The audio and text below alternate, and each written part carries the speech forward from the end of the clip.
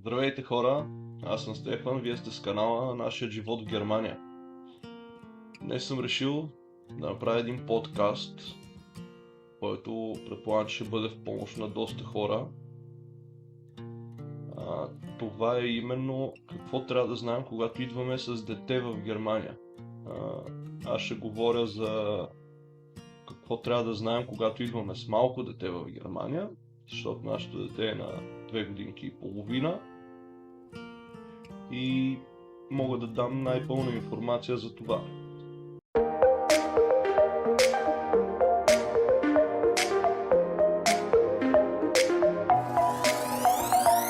Първата стъпка, която трябва да направим, е да направим адресна регистрация на детето. Това се случва в общината Радхаус.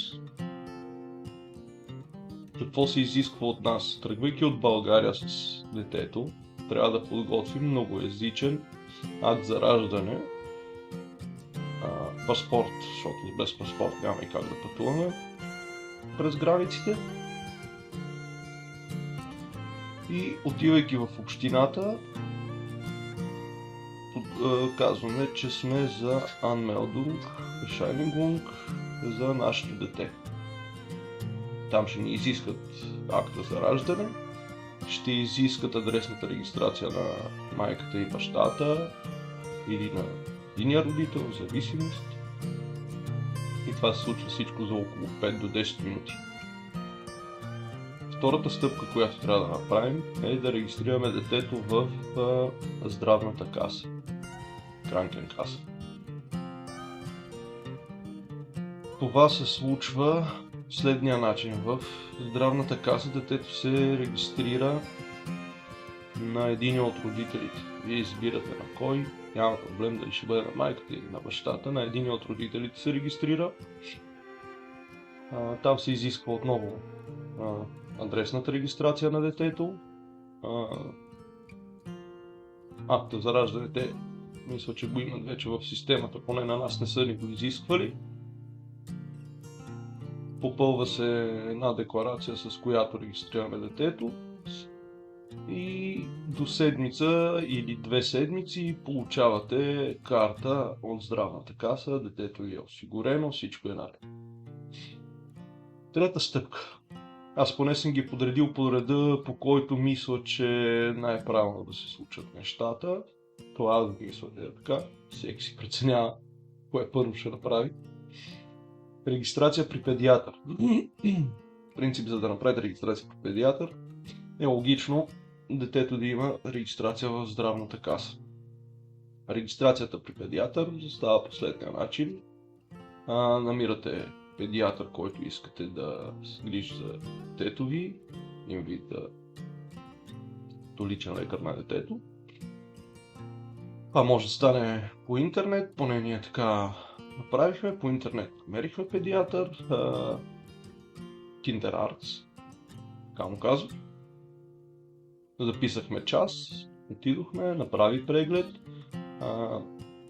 Трябва да носите медицинския картон на детето от България с всички ваксини, за да можете да ви представя лекарят какви ваксини има детето, какво ще трябва да ми се прави и така нататък. Адресната регистрация е задължителна, тя се носи навсякъде, където правите нова регистрация или нещо такова. И общо взето това е при педиатъра, той вече ви назначава, ако има нужда от следващи прегледи, кога и така нататък. Също това, което получихме от общината тук, беше едно писмо, в което беше написано, че детето ни трябва да посети педиатър между 8 и 12 месец. Съответно, ние още не сме отишли. Сега този месец, тази седмица ще запишем час, ще отидем. В това писмо има приложен един документ, който педиатъра трябва да попълни и да върне по почтата на общината. По този начин общината знае, че вие се грижите за детето си правилно, нали, от към здравето му и всичко е наред. С педиатъра общо взето това е. Не е нищо сложно. Другото нещо, което трябва да направите е регистрация за детски надбавки. Това нещо се случва в фамилиен касе. Отивате, казвате, че искате да се регистрирате да получавате детски надбавки. Те ви дават нужната документация, която трябва да попълните.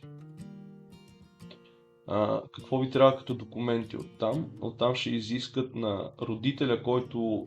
В принцип там документация изискват само от родителя, който ще получава детските надбавки, не от двамата родители.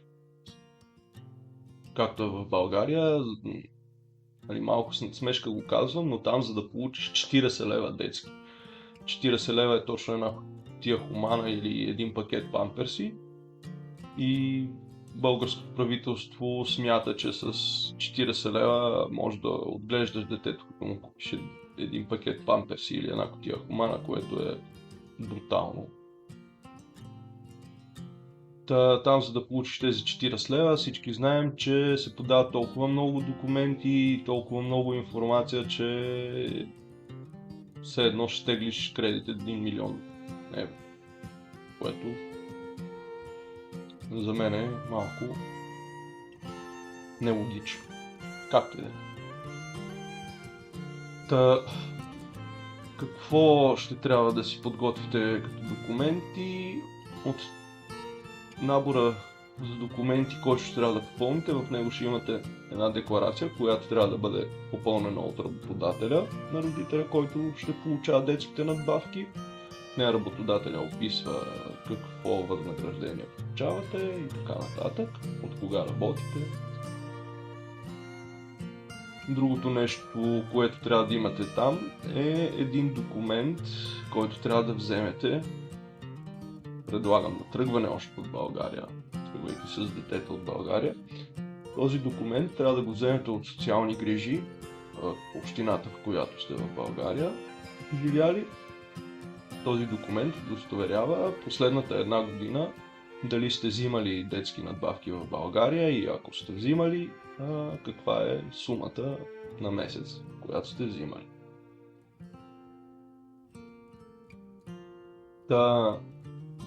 Това са общо взето документите, които трябва да подготвите и изискват там. Вече адрес на регистрация на детето, акт за раждане. Акт за раждане ние по принцип не сме прилагали, не са ни изисквали, но е хубаво да си имате едно подготвено копие, защото някъде може да изиска.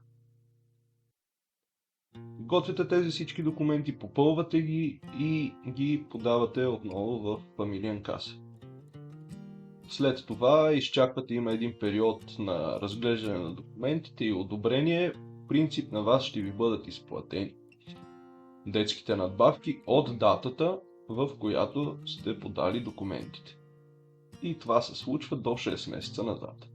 Ако да речем сте подали документите днес и ви одобрят след 4 месеца, получите решение, че сте одобрени за детски надбавки, нали, всичко е наред. Тогава тези пари, тези 4 месеца между регистрацията и одобрението, те ще ви бъдат изплатени на куп. Тук мога да споделя и датите, на които изплащат детските, според номера, нали, входящия номер на детето в фамилиен касе, по този начин се изплащат и детските. Нали, на тази дата, примерно 01 или 03, 9, 11 и т.н. За детските надбавки общо взето е това. Не е нищо сложно. Тук мога да вметна, че дори да не знаете немски, това може да ви бъде един стимул да учите немски.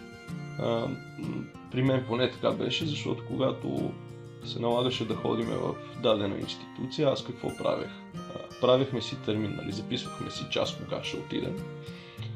И сядах и се подготвях като за един вид, като за изпит в училище. В смисъл, всички въпроси, които е възможно, проучвах всички въпроси, които е възможно да ми задават и на които ще трябва да отговарям. Сядах с речник, нали, в смисъл с онлайн приложение, превеждах И по този начин учех какво трябва да отговарям, какво ще ме питат, за да мога като отида там един вид да си свърша работа, сам без да е нужно да идва преводач с мен, защото идвайки преводач с мен, това означава, че трябва да ангажирам други хора, да отнемам от времето им и така нататък и малко по-сложно. И по този начин малко ми се струва, че бягам от отговорност, когато примерно, че трябва да карам други хора да вършат моята работа. Никой не ни е длъжен. И така, това беше малко като стимул за мен да уча. Дори за адресна регистрация, като отивахме, сядах и започнах да си превеждам. Какво означава адресна регистрация? Какво означава къде живеете, къде сте живяли, какво работите и въпроси, които е възможно въобще да ми зададат там, както и в здравната каса, по същия начин и във всяка една институция, дето сме ходили. Винаги съм сядал предварително и съм се подготвил с един набор от думи и изречения, които е възможно да използвам там и по този начин това ми беше един вид като стимул да ми улесни ученето на немски език.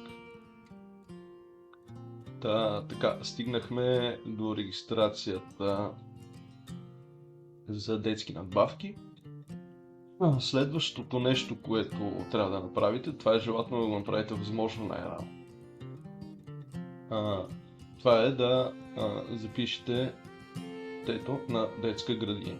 Как се случва това нещо? Тук е малко сложно с записването. Не, че е сложно, а по-скоро чака се известно време в повечето случаи, докато се освободи място в детска градина за вашето дете, защото и тук с местата за детски градини е малко проблемно, в смисъл. Не винаги има. В общината, в която живеем, Пленсбург, Шлезвиг-Холщайн, тук става последния начин, много лесно, онлайн влизате, има една платформа, която е към общината, Kindergarten Шлезвиг-Холщайн.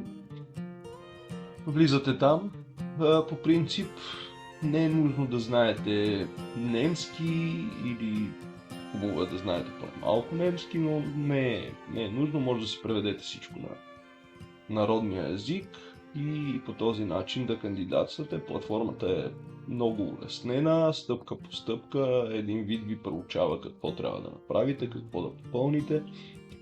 Има определени въпроси.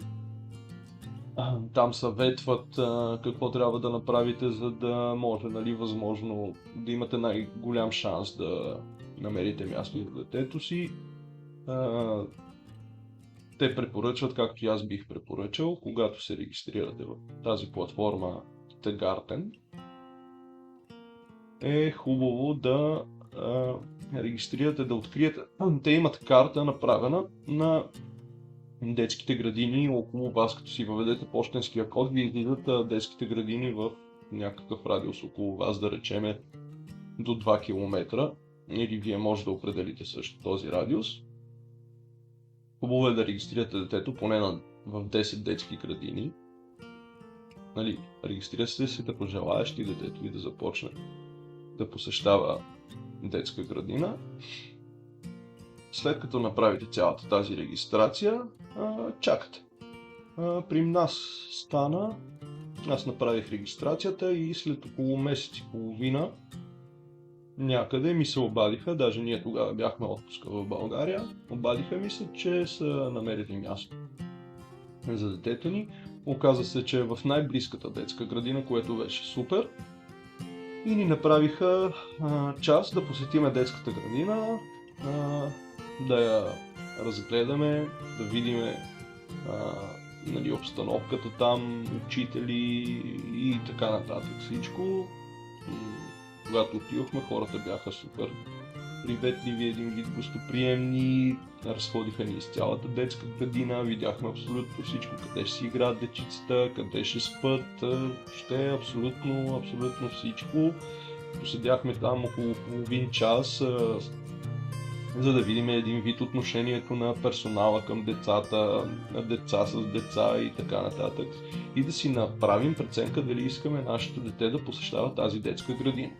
Това, че са ви намерили място и че са ви направили час, не означава, че задължително ще трябва да запишете детето си там.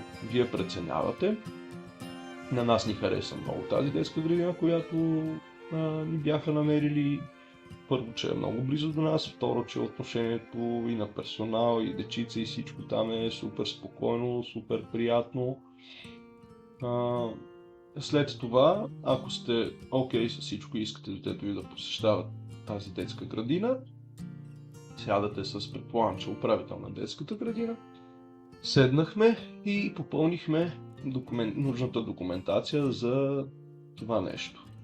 В тази документация беше описан целият договор, цената на детската градина при нас беше около, да не излъжа, но детето ни ще посещава детска градина от 7:30 сутринта до 14:30 на обяд. И това нещо струва около 180 евро.